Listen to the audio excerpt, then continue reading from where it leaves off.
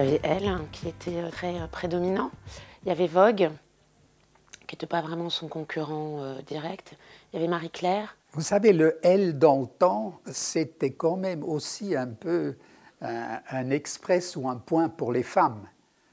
C'est vrai que la mode comptait, mais ça n'a rien à voir avec ce que vous voyez aujourd'hui. Ça parlait énormément d'actualité, ce que faisait pas Vogue, qui était un magazine, et qui l'est toujours d'ailleurs, un magazine très esthétisant, très axé sur l'image, très axé, surtout à l'époque, sur une mode élitiste, très chic, un petit peu évanescente, comme ça. C'était un énorme producteur d'images, Vogue, à cette époque-là.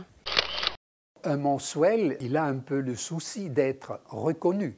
Donc je comprends bien qu'un Vogue a tendance à utiliser la même typo pour être reconnu. Vous êtes dans Vogue. Par contre, Elle, mon idée était, toutes les semaines, c'est une surprise.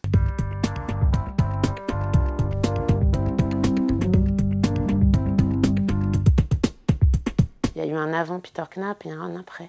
C'est un directeur artistique qui non seulement a révolutionné le magazine, mais qui, je pense, a révolutionné aussi l'idée de l'image et de la photographie de mode à l'époque. Mon idée était un journal qui sort toutes les semaines.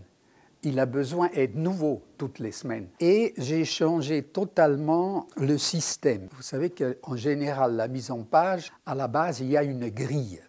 C'est-à-dire que c'est décidé, il y a toujours 3 colonnes, que le bord est d'une certaine largeur. Et moi, j'ai laissé la double page totalement blanche. Il construit des maquettes comme des scénarios, comme des storyboards. Avec l'arrivée du prêt-à-porter, les vêtements devenaient plus simples.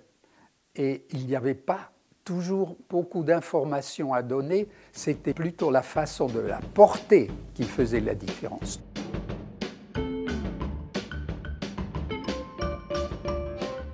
L'idée de la mini-jupe aussi, qui arrive en 65.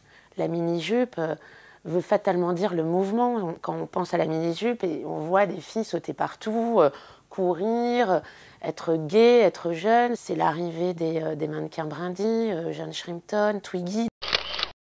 C'est assez marrant de voir comment les photographes, les directions artistiques des différents magazines vont aussi accompagner ce mouvement. On cherchait des photographes de qualité qui étaient capables de mise en scène, de mouvement. C'est dans cette période tombent Helmut Newton, Guy Bourdin, moi-même, Fouliélia, Franck Horvat, Sieff. Voilà, pour vous citer un peu les noms qui étaient à la mode à l'époque. Des gens comme Guy Bourdin ou Helmut Newton ou Peter Knapp dans le fond, puisqu'il était aussi photographe, ne sont pas des photographes de mode. Ils ont révolutionné la mode parce que dans le fond, je pense qu'ils n'étaient pas des photographes de mode. Ils ont pris la mode comme un objet à utiliser et qui allait les servir dans leur scénario. Et voilà, et c'est pour ça qu'ils ont révolutionné l'idée de la photographie de mode, qui dans le fond n'existait pas avant.